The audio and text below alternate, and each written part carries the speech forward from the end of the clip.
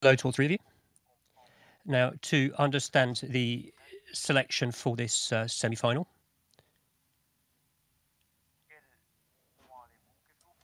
what can you tell us about this game? Hello to you all. The team is going well.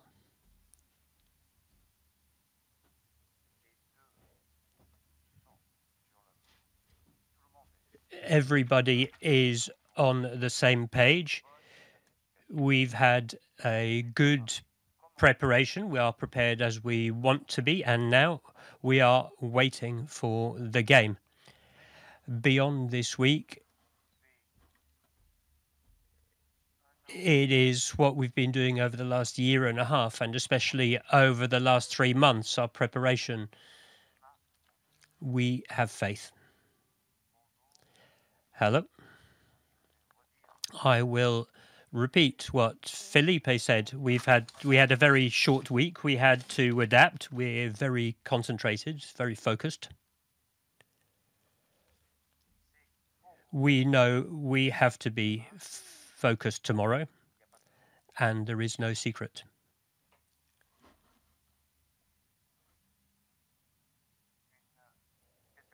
A question for Felipe. After the 2007 and to 2015 experience, what does this game represent in the history of the Pumas?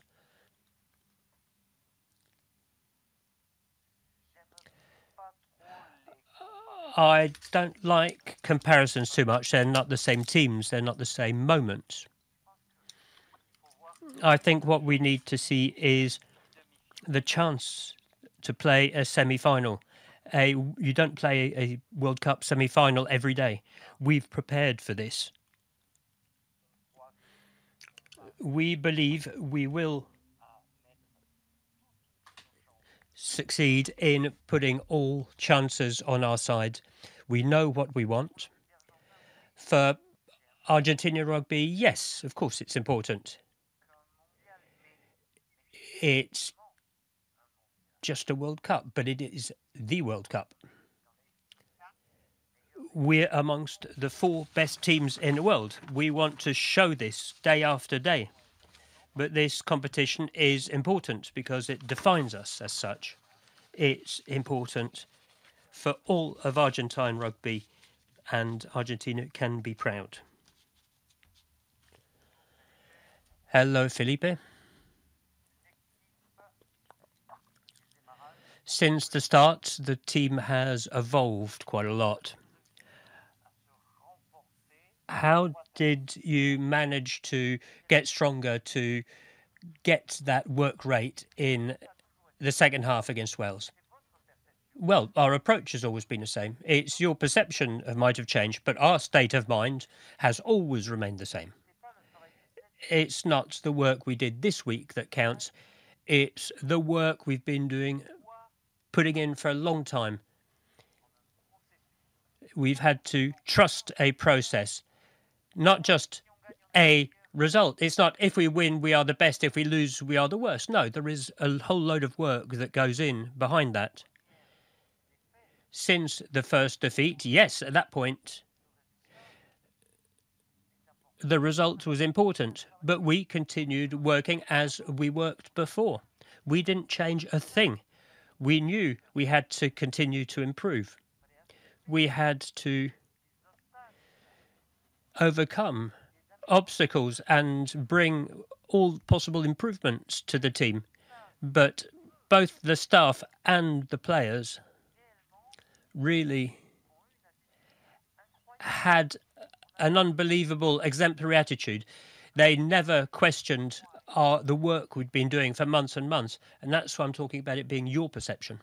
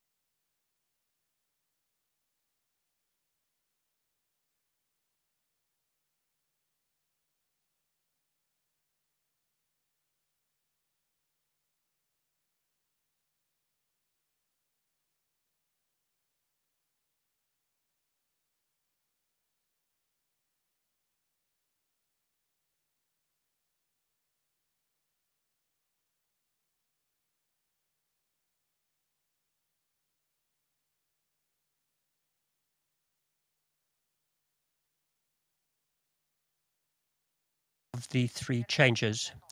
What is the importance of the three changes in a team? Number 9 in particular. And what do you think of the New Zealand forwards?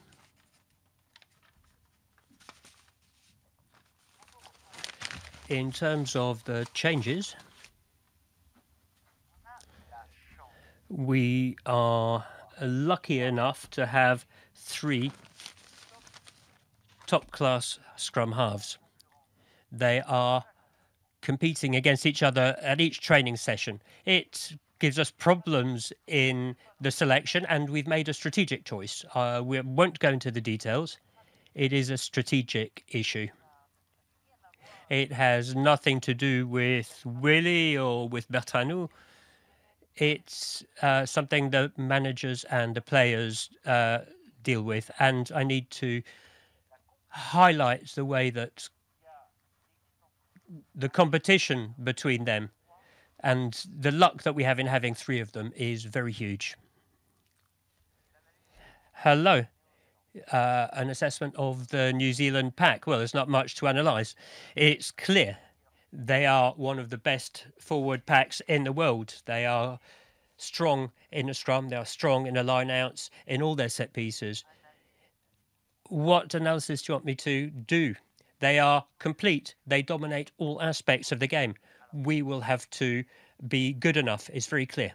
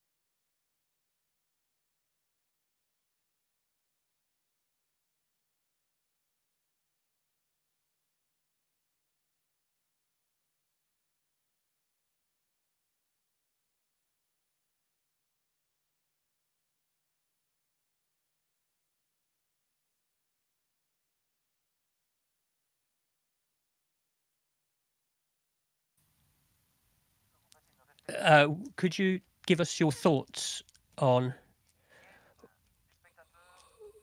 the fans coming from Argentina and those coming from other parts of Europe, the people from your club, and the importance of this for Argentina? We very much feel it. We feel their support deeply in all games. It's something very important. For me personally, it really helps me. This support. And the clubs, well, that's clear. They are a fundamental part of Argentinian rugby. And yes, it is very, very important. The energy that they give us is very positive. As Lucio says, we are very happy, we're very proud. It is much more than a team. It is a family. It is all the people behind us who help us daily in order for us to be able to give the best of ourselves. Hello, a question for Felipe. Even if Pablo Matera is injured, he knows the New Zealanders very well. He played with Crusaders for a year. What can he bring to the table? Pablo, by his very nature, is a leader. His mere presence brings us a lot. He will unfortunately not be able to be on the field, but he will be to have him here with us is huge in terms of the analysis of his experience. In one word, his experience. He transmits this experience to other players who haven't lived through, haven't been through what he's been through. We're very, very happy that he was able to stay with us.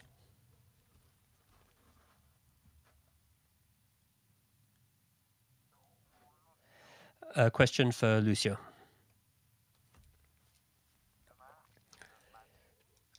Tomorrow will be is a very important game, and Saturday will be a very important weekend for your club. In our city, it is important. How are you going to experience this weekend minute by minute, and are you thinking about all that? I try to enjoy it. I'm trying not to think too far ahead and not to play the game in advance, because that would make me anxious, would make me tense. And what I want to be able to do is enjoy it, enjoy everything that I can control. It's what's happening to us tomorrow is fabulous. And for the club, it is going through hard times. And I'm in close contact. Pablo is doing a great job with the kids, and I hope everything will go all right. That would be great. However, I'm trying to sum up. I'm trying to enjoy each moment. Good afternoon. Felipe, how do you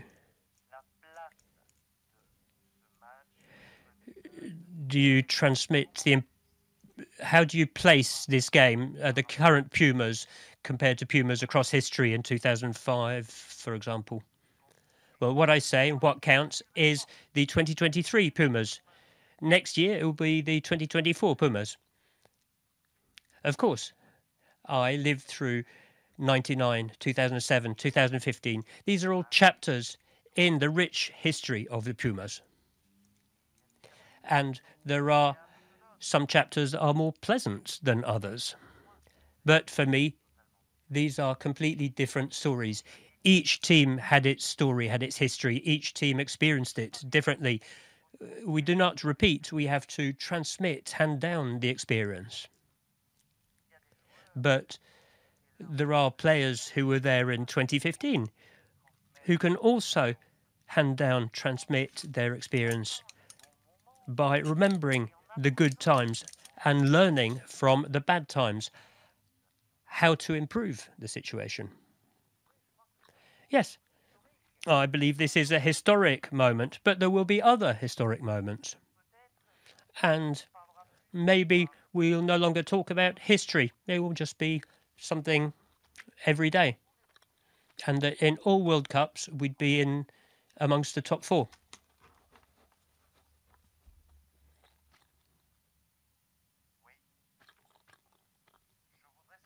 Yes, I would like to know what kind of game it will be tomorrow. Where can we lose? Where can we win it?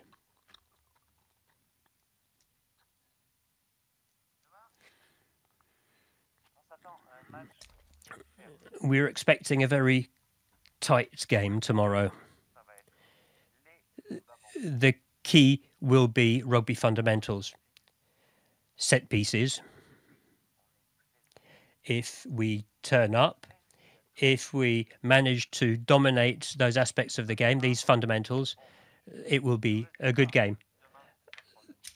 The result will be tomorrow at 11 o'clock, but we will be there.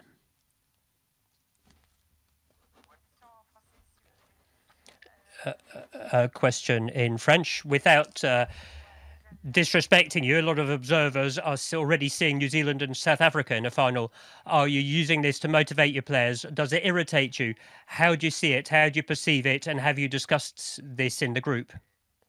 Yes, of course we have. We know that a lot of people, and maybe everybody apart from us, see New Zealand in the final. But for us, that doesn't matter because every game starts 0-0. We know that New Zealand is a very strong team and that they play very well, and they are favourites for this game. But for us, it's an opportunity. We will play them, we will face them down, and afterwards, as I said, there are perceptions that we are saying that we don't listen to. We don't listen to things that are said outside of our camp. We speak for ourselves and amongst ourselves, and we'll see. As Frankie said, we'll see the result tomorrow. But the only thing we wanted was to give everything and to take the opportunity to play our best rugby, and we'll see the result afterwards. I'm not worried about that.